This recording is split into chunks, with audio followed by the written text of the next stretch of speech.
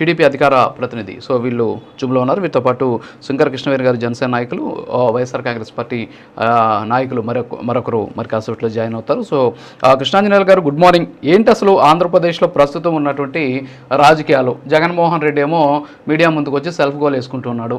ఇంకొక డిబేట్లో ఏమో నారా లోకేష్ గురించి ఆ పార్టీకి సంబంధించినటువంటి అధికార ప్రతినిధి నోరు జారడం. సో ఇవన్నీ కూడా నోరు జారడం అనుకోవాలన్నా, లేకపోతే ఏంటి అసలు ఇదంతా కూడా నిజంగానే లోకేషే ఇండిగోకి సంబంధించిన వ్యవహారాన్ని చూస్తున్నాడా, లేకపోతే బీసీ సామాజిక వర్గానికి చెందినటువంటి కేంద్ర మంత్రిని పక్కన పెట్టి మొత్తం తన కనసన్నలో చేస్తూ ఉన్నాడు అనేటటువంటి ప్రచారం, దీని వెనక ఏమైనా వ్యూహం ఉందా? అసలు ఏంటి, ఏం జరుగుతుంది? రాజు గారు నమస్తే, ప్యానల్ మెంబర్స్ అందరికి కూడా నమస్కారం. ఇప్పటికి ఈ గవర్నమెంట్ వచ్చి కూటమి ప్రభుత్వం వచ్చి సంవత్సరంన్నర అయింది. వైఎస్ఆర్ కాంగ్రెస్ పార్టీకి 11 సీట్లు వచ్చి ప్రతిపక్ష హోదా లేనటువంటి పరిస్థితి. ఈ సంవత్సరంన్నర కాలంగా జగన్మోహన్ రెడ్డి కేవలము ఒక టూరిస్ట్ లాగా ఆయన రావటం పోవటం జరుగుతుంది. అలాగని జగన్మోహన్ రెడ్డి ఒక్కడనే అంటానికి కూడా లేదు. కూటమిలో ఉండేటువంటి వాళ్ళు కూడా, ఇప్పుడు పవన్ కళ్యాణ్ కూడా హైదరాబాద్లో ఉంటున్నారు, ఎక్కువ సమయం తక్కువ సమయం ఆంధ్రప్రదేశ్కి వస్తున్నారు అనేటువంటి విమర్శలు కూడా ఉన్నాయి. అలాగని వీకెండ్ అయితే చంద్రబాబు నాయుడు కూడా హైదరాబాద్ వస్తున్నారు. ఇది ఆంధ్రప్రదేశ్ విషయంలో ఆంధ్రప్రదేశ్ పొలిటీషియన్స్ అందరూ ఇక్కడ కేవలం విజిటర్స్ లాగా వస్తున్నారు. ఇక్కడ ఉండేటువంటి వాళ్ళు తక్కువ అయిపోయారు. వీళ్ళని చూసి మంత్రులు కూడా అందరూ దాదాపుగా హైదరాబాద్ లోనే ఉంటున్నారు. హైదరాబాద్ లో చక్కదిద్దుకొని మధ్యలో వీకెండ్ లాగా ఉంటున్నారు. అయితే ఇప్పుడు అధికారంలో ఉండేటువంటి వాళ్ళకి వాళ్ళు ఏం తప్పులు చేసినా ఏం చేసినా జనం అయితే చూస్తూ ఉంటారు, అన్ని గమనిస్తూ ఉంటారు. వాళ్ళకి ఇంకొక 3.5 సంవత్సరాలు టైం. కానీ ప్రతిపక్ష పార్టీకి ఎప్పటికప్పుడు, అంటే వాళ్ళకి ఆల్రెడీ ప్రజలు తీర్పిచ్చారు, వాళ్ళని పక్కన కూర్చోబెట్టినటువంటి పరిస్థితి. ఒకవేళ వాళ్ళు అధికారంలోకి రావాలి అని అంటే వాళ్ళు నిత్యం ప్రజల్లో ఉండటానికి ప్రయత్నం చేయాలి. ఆ ప్రయత్నం చేయటంలో జగన్మోహన్ రెడ్డి పూర్తిగా విఫలం అవుతున్నారు అని, నిర్లక్ష్యంగా వస్తున్నారు అనేటువంటిది మాత్రం కనపడుతున్నటువంటి మాట. సంవత్సరంన్నర కాలంలో కనీసం ఒక 6 నెలలు ఆయన రెస్ట్ తీసుకున్నా, ఒకవేళ ప్రజలకు దూరంగా ఉన్నా, లేదంటే సంవత్సరం అయినా తర్వాత అయినా కానీ బయటికి రావాలి కదా. ఇప్పుడు జగన్మోహన్ రెడ్డి వచ్చి కేవలము ప్రెస్ మీట్లు పెడుతున్నటువంటి పరిస్థితి. ఆ ప్రెస్ మీట్లు పరిమితం అవుతున్నారు. వారము 10 రోజులకు ఒకసారి వస్తారు.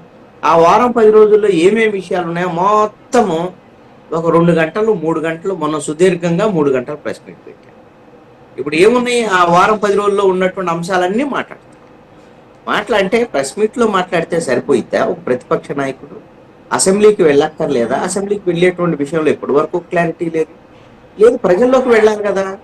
అసలు జగన్మోహన్ రెడ్డి బలమే ప్రజల్లో ఉంటే ఆయనకి ప్రజల మద్దతు ఉంటుంది అనేటువంటిది 2019 ఎన్నికల్లో తేలిపోయినటువంటి. 2019 ఎన్నికలకు ముందు ఆయన పాదయాత్ర చేశాడు, ప్రజల్లో ఉన్నాడు. నేను ఉన్నాను అని అంటే ప్రజలు కూడా నమ్మారు. రాజశేఖర రెడ్డి లాగా పాలన అందిస్తాడనేటువంటి దాని మీద 150 సీట్లు ఇచ్చినటువంటి పరిస్థితి ఉంది. మరి తీరా వచ్చిన తర్వాత ఆయన ప్రజలకు దూరం అయ్యారు. తాడేపల్లి ఇంట్లోనే కూర్చున్నటువంటి పరిస్థితి ఉంది. అప్పుడప్పుడు సెక్రటరేట్కి వెళ్ళి వచ్చాడు. పోయి బహిరంగ సభలకు వెళ్ళాడు అని అంటే ఆ బహిరంగ సభల్లో ఇప్పుడు పరదాలు, అదే విధంగా గ్రీన్ మ్యాట్లు, బారికేడ్లు వ్యవహారం ఇవన్నీ కూడా సిద్ధం సభలో చూసినటువంటి పరిస్థితి. మరి ఇప్పుడు అధికారంలో ఉన్నప్పుడు ప్రజలకు దూరం అయ్యారు. ప్రజలు ఏం తీర్పు ఇచ్చారు? ప్రజలకు దూరం అయితే కుదరదు, ప్రజలను కలవకపోతే ఇలా కుదరదు, అధికారంలో ఉన్నటువంటి వాళ్ళు అనేటువంటి దాని మీద, జగన్మోహన్ రెడ్డి పరిపాలనకు పనికిరాడు అనేటువంటి దాని మీద తీర్పు ఇచ్చినటువంటి పరిస్థితి ఉంది. అందుకని 11 సీట్లు వచ్చాయి. ప్రతిపక్ష హోదా కూడా రాలేదు.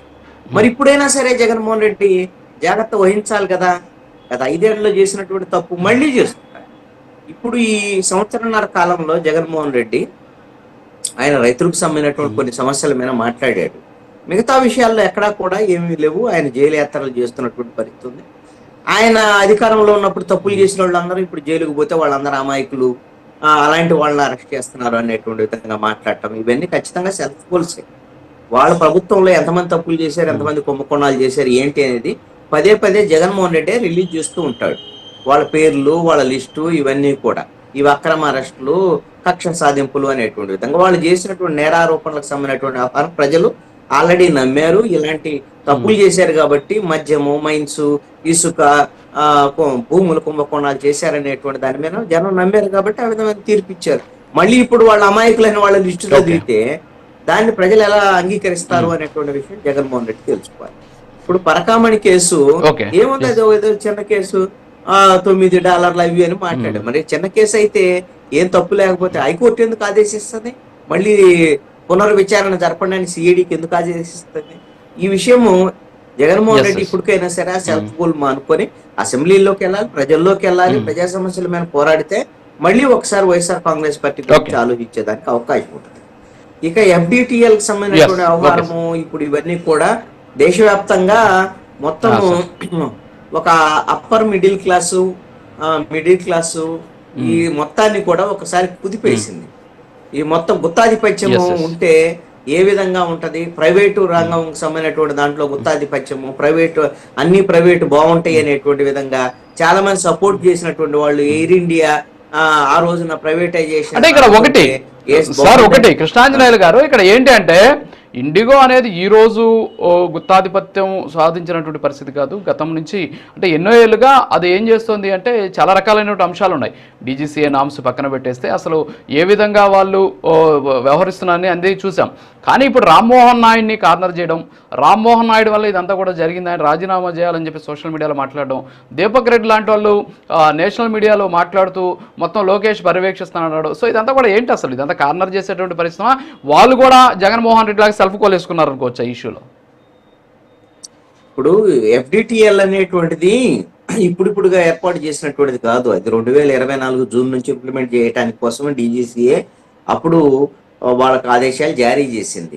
ఇప్పుడు ఇండిగో తర్వాత ఎయిర్టెల్ ఎయిర్ ఇండియా ఈ రెండు ఇంపార్టెంట్ కి సంబంధించినటువంటి ఇవి వీటిలో విమానయానికి సంబంధించినటువంటి ప్రైవేట్ రంగాలకు సంబంధించినటువంటి దాంట్లో ఇప్పుడు దీంట్లో వాళ్ళు దాన్ని DGCA వాయిదా వేసి మళ్ళీ ఈ సంవత్సరం జూలై నుంచి దాన్ని ఇంప్లిమెంట్ చేస్తూ వచ్చింది. దానికి ప్రత్యామ్నాయ ఏర్పాట్లు చేసుకోవాల్సింది. ఇప్పుడు పైలట్లు కానివ్వండి, క్రూ కానివ్వండి, ఫ్లైట్ క్రూ కానివ్వండి, వీటి సిబ్బందికి సంబంధించినటువంటి వ్యవహారాలు చూసుకోవాల్సినటువంటి బాధ్యత వాళ్ళ యాజమాన్యాల మీద ఉంటుంది. దానికి సంబంధించినటువంటి విషయంలో వాళ్ళు ఆ జాగ్రత్తలు తీసుకోకుండా వాళ్ళు తప్పులు చేసి సమస్యలను ఇప్పుడు మా ప్రయాణికుల మీదకి నెట్టేస్తే ఇది ఖచ్చితంగా కేంద్ర ప్రభుత్వము వీటిని పర్యవేక్షించాల్సినటువంటి బాధ్యత ఉంటుంది. ఖచ్చితంగా విమానయాన శాఖ మంత్రి రామ్మోహన్ నాయుడుదే బాధ్యత అనేటువంటి విధంగా ఈ రోజున అంతా ఒక చర్చ జరుగుతుంది. వాస్తవంగా చెప్పాలి అని అంటే కేంద్రంలో ఉండేటువంటి ప్రధానమంత్రి, కేంద్ర ప్రభుత్వంలో ఒక భాగస్వామిగా ఉన్నటువంటిది విమానయాన శాఖ మంత్రి రామ్మోహన్ నాయుడు. మొత్తం రామ్మోహన్ నాయుడే తప్పు చేశాడు అనేటువంటి విధంగా ఈ విషయంలో ప్రధానమంత్రి అదే విధంగా కేంద్ర ప్రభుత్వము తప్పించుకునేటువంటి ప్రయత్నాలు జరుగుతుంది అనేటువంటిది చాలా కీలకమైనటువంటి అంశం. ఇది ఇక మిగతా ఒక రిపబ్లికన్ టీవీ డిబేట్ లో జరిగినటువంటి ఒక చిన్న అంశం ఇది.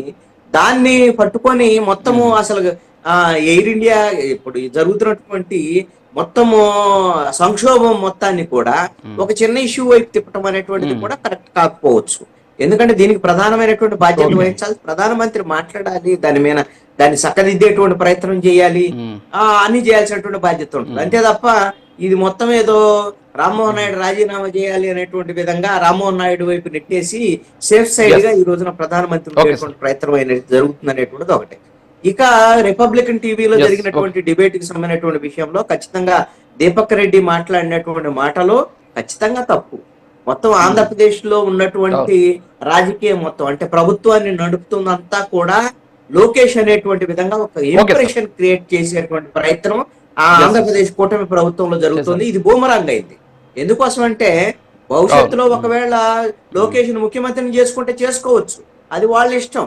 అది వాళ్ళు ముగ్గురు కూటమికి సంబంధించినటువంటి వాళ్ళు అంగీకారం మేరకు వాళ్ళు ఏం చేసుకుంటారనేది వాళ్ళ ఇష్టం. కానీ ముఖ్యమంత్రిగా చంద్రబాబు నాయుడు ఉన్నారు, మిగతా మంత్రివర్గం ఉంది.